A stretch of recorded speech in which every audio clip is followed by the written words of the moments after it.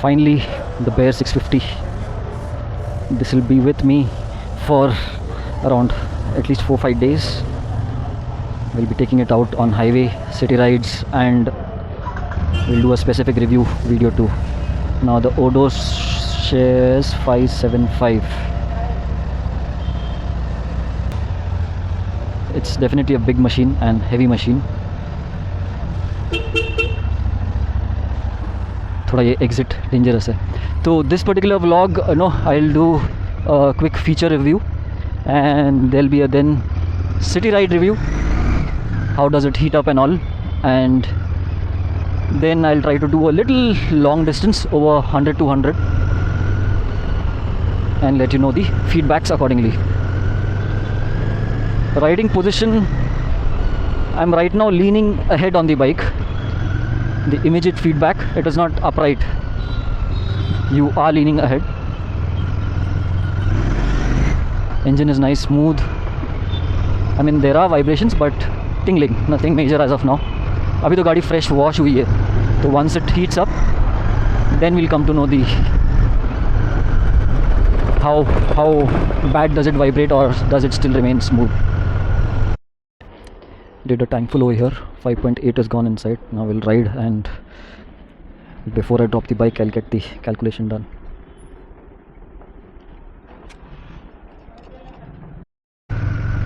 In city riding on a bad patch like this bike is really difficult. I'm shaking from every angle of my body possible. Oops.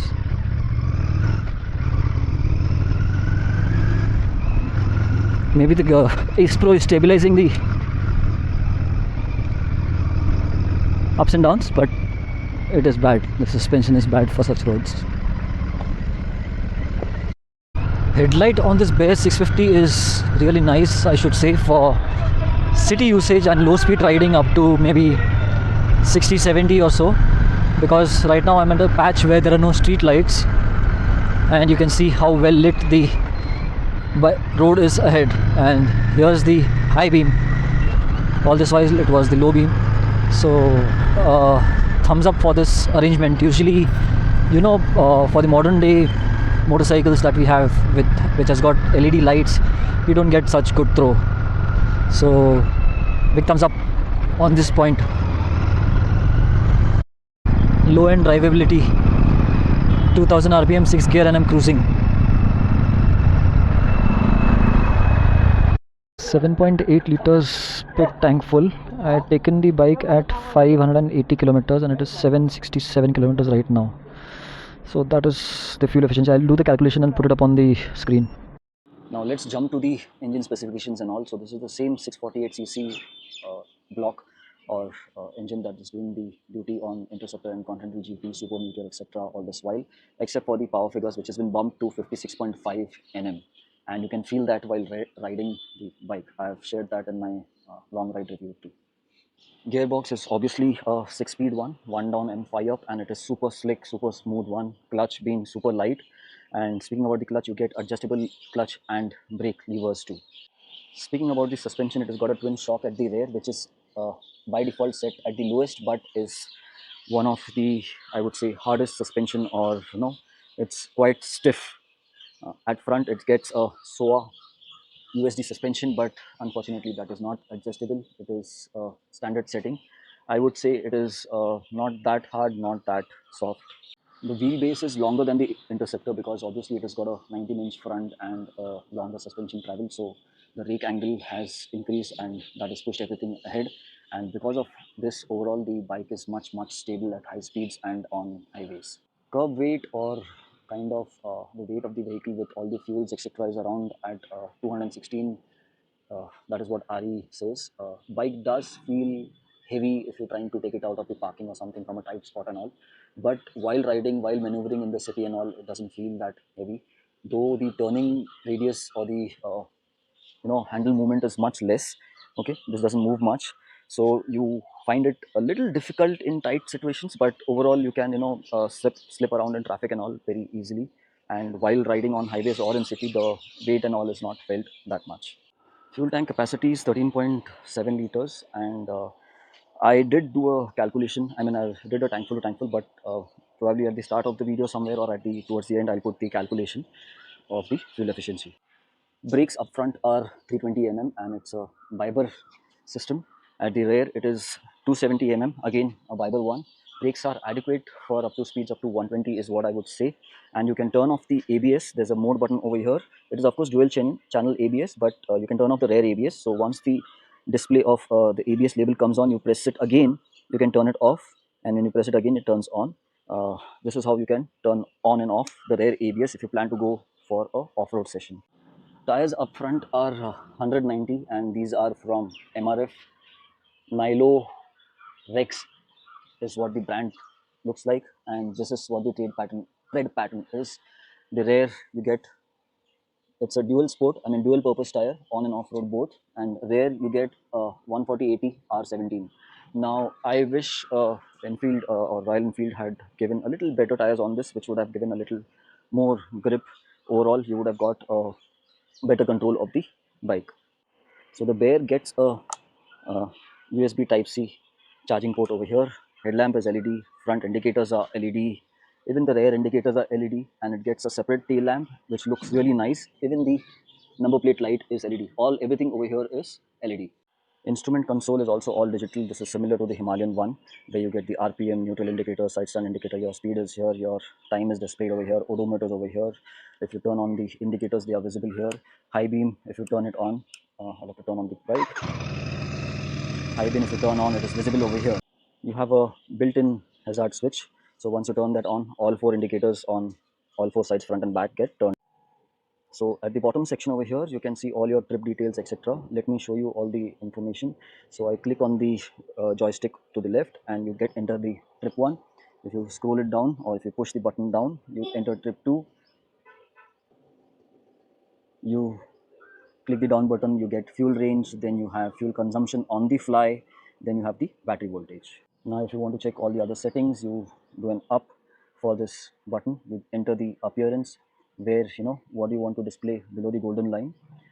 If you want to change the background, if you want to change the dark brightness, the background is nothing but a dark or a light theme. I will just enter and show it to you. If it is, you set it to auto, it will automatically turn into dark or light based on the temperature, based on the brightness outside on the environment. We'll go back, click on the home button. Then if you want to change the brightness of the screen, if you want to lower it or if you want to darken it, you can, I mean if you want to brighten it, you can do that. Press the home button, press the toggle button back. And then if you want to change the screen type, so you click on that, and if you want the analog or digital, you can swap from here. If you click on digital, this is what your display would be. Frankly, I like the analog one much better because you get the whole RPM feel and all. Coming outside, back to appearance, and next one is trip preference. If you want to reset trip or analog content, if you want to change digital content, whatever you want to display, you can click from here. Go back to home. My vehicle will have all your what all you want to display. You can click all this and keep, and then it will show on the by default when you do the scrolling on the left hand side. Then this is the system details. If you want to change any clock, speed, distance, like if you want to change to miles or something, if you're not from India, or if you want to do certain other calculations, you can do that. Fuel consumption, fuel consumption, if you want it in kilometers per liter or liters per thousand, all this is there inside. Then the temperature, if you want to display in a different degree, language, if you want to change, if you want to factory reset, all this can be done here. We'll go out again. Then is the information, like what notification you want to see, messages incoming, weather alert if you want to see or not. This is when you connect your phone, and that is what will get displayed. Firmware version is nothing but the software version on your vehicle. This shows this one right now. We'll go out again here. Then your favorites. Okay, that's it. By the way, with this ABS or the mode button over here, if you long press it, you can change the display directly over here also. It changes the display. Again, long press it and it will come back to the previous screen. Now if you want to connect your phone, I'm not going to show you the complete process, but if you press the joystick towards the right, a code will come here which you have to put it in your app. Once you own the bike, you'll get to download the app, and you enter the details, and then via the RE app, I don't know which one is it, but Sanju, who owns the Himalayan, who he uses it extensively. Maybe someday, if you guys want, I'll make a video with Sanju and show you how the settings work.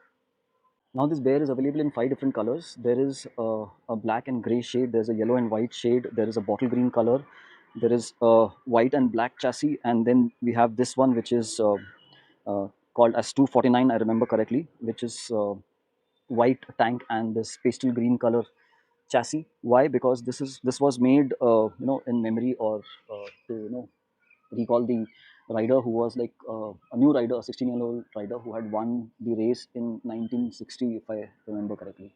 So this is kind of made in his memory. I think I've covered most of the points that I'm aware about, or if I've missed anything, let me know your questions, or let me know your feedback if you've ridden the bike already or your friend owns it already. It's been in the market for around, I think, 3 months now. So yeah, that's it from my side. I hope you like the video. If yes, do hit the like button, share the video ahead. If you're new on my channel, don't forget to hit the subscribe button, and soon a new one, very soon, episode to come out in the coming days too, where I'll share the city and long ride review.